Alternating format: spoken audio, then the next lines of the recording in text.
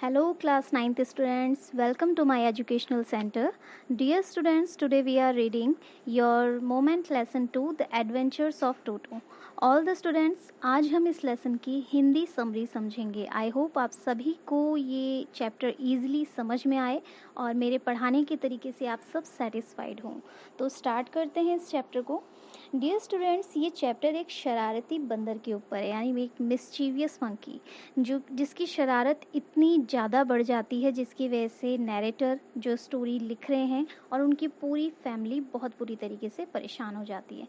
तो स्टार्ट करते हैं interesting story the adventures of Toto.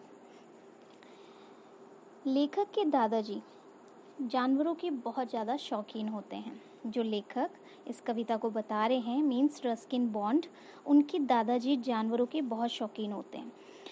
उनके पास बहुत सारे जानवरों का कलेक्शन होता है उनके घर में. जैसे कुछ लोग जानवर पालते हैं उस तरीके से उनकी भी आदत होती है और इतनी ज़्यादा आदतें होती हैं कि वो अलग अलग स्पेसीज़ के एनिमल्स अपने घर में कलेक्ट करके रखते हैं. जैसे कि कछुए, गिलहरी या फिर खरगोश का कोई भी एक पेयर, बकरियों का पेयर, ऐसे कई सारे जानवर उनके पास उन्होंने एक अपनी जू बना रखी होती है, चिड़ियाघर टाइप स्पेशल, उसमें रखे होते हैं.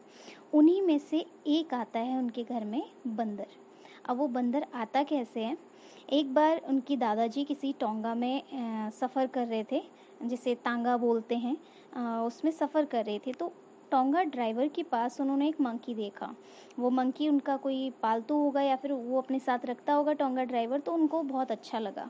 मतलब वो बहुत ही ज़्यादा गुड लुकिंग था. गुड लुकिंग कहने का मतलब कुछ कुछ जानवर होते हैं ना, बहुत क्यूट लगते हैं. वैसे भी बेबी एनिमल जितने भी होते हैं वो बहुत ज़्यादा क्यूट लगते हैं, तो वो मंकी भी इसी तरीके का था. दैट्स वाई जैसे ही नैरेटर के ग्रैंडफादर ने वो देखा, उनको बहुत ज़्यादा पसंद आया और वो उसको अपने साथ घर ले आए, जिसका नेम उन्होंने रखा टोटो. टोटो इस पूरे चैप्टर का मेन किरदार है, यानी यही है वो मंकी, शरारती बंदर. अब इस बंदर की खासियत सुनिए, यानी कि वो किस तरीके से उन्हें पसंद आया था. टोटो बहुत ही अट्रैक्टिव मंकी था, यानी उसकी आंखें बहुत ही चमकीली स्पार्कलिंग आइज थी. दांत बिल्कुल मोतियों की तरह चमकते हुए थे. मतलब इस तरीके का लगता है जैसे एंग्लो इंडियन लेडीज़ होती है ना, उस तरीके की एक फीलिंग आती थी. इतना मतलब गुड लुकिंग और अजीब सा ही नीली आंखें जिसको बोलते हैं, स्पार्कलिंग आइज़, और दांत बिल्कुल चमकते हुए. उसकी पूरी बॉडी शेप भी बहुत क्यूट सी थी. जो उसकी पूंछ थी वो एक अलग ही लुक देती थी उसकी बॉडी में. तो इस तरीके से वो बंदर बहुत ही अट्रैक्टिव था, यानी जो टोटो मंकी था वो बहुत ही अट्रैक्टिव था, सबको पसंद आया. अब एक प्रॉब्लम होती है कि जो नैरेटर की ग्रैंड मदर है, यानी कि उनकी दादी, उनको उनके दादाजी का इस तरीके से पालतू जानवरों को, यानी किसी भी जानवर को घर में लाना पसंद नहीं था. ऑब्वियस सी बात है कि जानवर कुछ ना कुछ कहीं ना कहीं गंदगी करते ही हैं, तो उनको ये सब पसंद नहीं था कि जानवरों को घर में लाया जाए. और उनके दादाजी इतने शौकीन थे कि हमेशा कोई ना कोई पेयर या फिर कोई भी जानवर घर में ले आते थे. तो इस बार उन्होंने सोचा कि अगर दोबारा उन्होंने कोई जानवर देखा तो बहुत गुस्सा करेंगे. इस वजह से ग्रैंडफादर ने जो मंकी है उसको एक दूसरी जगह पे रखना उचित समझा, यानी कि एक सीक्रेट जगह रखना उचित समझा. जब तक उनकी दादी का मूड ठीक ना हो तब तक हम इस बंदर को कहीं और जगह सेफली रखेंगे, ताकि उनकी नज़र इस पर ना पड़े. तो उन्होंने एक रूम में रख दिया. थोड़ा सा उसमें जगह ओपनिंग थी, हवा आर पार जाती थी. एक सीक्रेट रूम टाइप का था, जैसे कि गेस्ट रूम होते हैं या फिर कोई भी खाली स्पेस होगा उनके मकान में, उस तरीके से उन्होंने एक जगह रूम में उसे लॉक कर दिया. उस रूम की जो विंडो थी या फिर कोई भी एक दीवार का हिस्सा था वो थोड़ा खुल के नैरेटर के बिल्कुल कमरे के अंदर जाता था. यानी कि वो रूम ऐसा था जिससे कि जगह खुलने के बाद, यानी थोड़ा स्पेस खुलने के बाद नैरेटर का कमरा पड़ता था. तो मंकी इतना ज़्यादा शरारती था कि वो वहाँ से पार करके नैरेटर के कमरे में घुस गया. और घुसने के बाद उसने जितने भी वॉल्स पे अलग अलग टाइप के सुंदर सुंदर पोस्टर्स लगे हुए थे, पिक्चर्स लगे थे, सबको फाड़ दिया. वहाँ पे जितने कलेक्शंस थे दीवारों पे, सुंदर तरीके की फ्रेम्स थे, उन सबको फेंक दिया. नैरेटर के जो कोट था उसको भी उन्होंने फाड़ दिया. तो इसको देख के नैरेटर को तो बहुत गुस्सा आया, बिकॉज उनका जो ब्लेज़र था बहुत ही बढ़िया सा वो भी उन्होंने फाड़ दिया. लेकिन दादाजी उसकी इस हरकतों से बहुत ज़्यादा खुश होते थे. उसके बाद वहाँ से तंग आके उन्होंने उसे सर्वेंट क्वार्टर में रख दिया, जहाँ पे और भी जानवर रहते थे दादाजी के पालतू जानवर, वहाँ से उठा के वहाँ डाल दिया।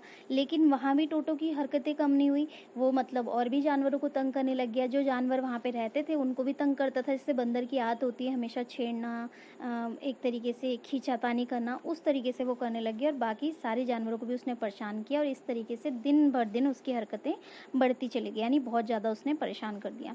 तो एक बार दादाजी को सहारनपुर उनकी पेंशन लेने के लिए जाना था, एक प्लेस है सहारनपुर, वहाँ पे उनकी कोई पेंशन आनी थी तो जाना था। उन्होंने सोचा अगर इस बंदर को अकेला रखूँगा तो ये हुड़दंग मचाएगा और ऐसा करेगा तो फिर दादी को पता चल जाएगा, इसलिए नरेटर के ग्रैंडफादर ने, दादाजी ने उसको अपने साथ ले जाना ही बेटर समझा।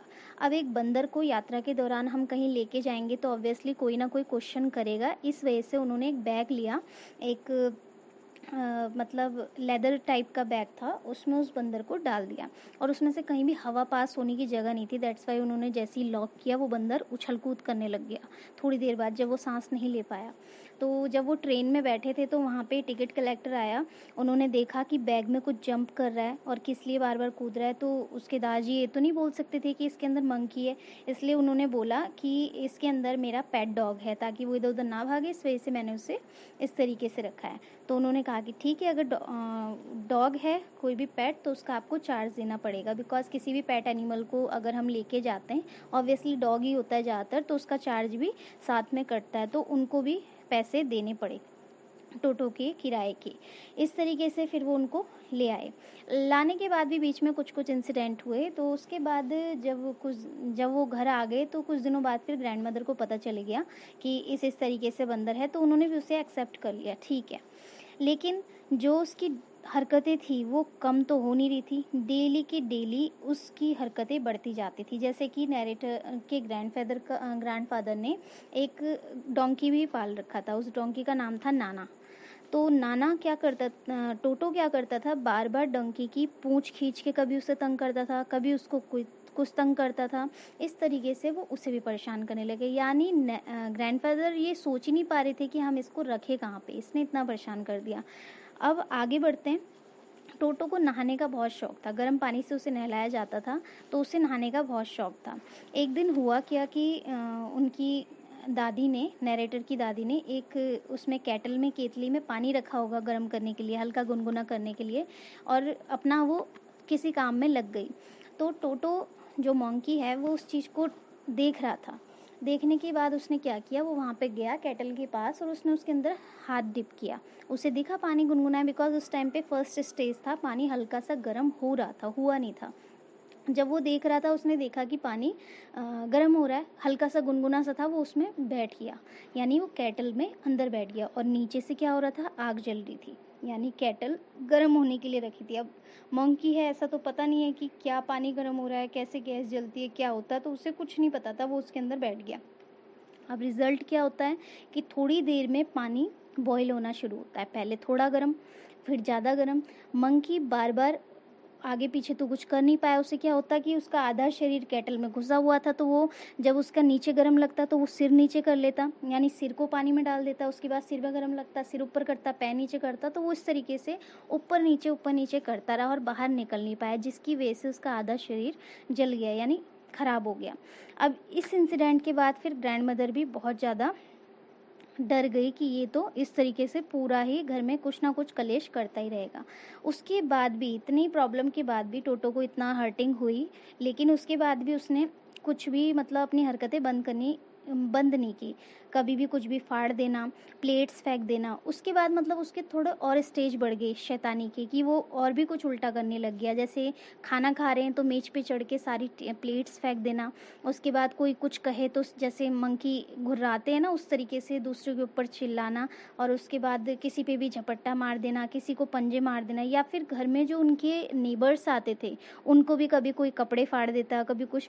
तो उससे दादाजी इतना परेशान हो गए कि फाइनली उन्होंने डिसीजन लिया कि मैं इसको रिटर्न करके आऊँगा, उसी टोंगा ड्राइवर को। और उसके बाद दादाजी उसके पास गए और उसको वापस करके आ गए, वो भी 3 रुपए में। सॉरी टू से, मैं आपको बताना भूल गई थी कि दादाजी ने टोटो को उस टोंगा ड्राइवर से 5 रुपीज़ में लिया था, और लास्टली जब वो उनसे परेशान हो गए टोटो से, तो उन्होंने टोटो को वापस टोंगा ड्राइवर को ही दे दिया, वो भी ओनली 3 रुपीज़ में। तो यहाँ पे स्टोरी होती है एंड, और यही थी द एडवेंचरस टोटो की कहानी। ओके, तो आई होप आप सबको ये चैप्टर समझ में आया हो, और अगर समझ में आया हो तो प्लीज़ मेरे आगे भी वीडियोज़ देखते रहिए और लाइक ज़रूर करिए। Thank you.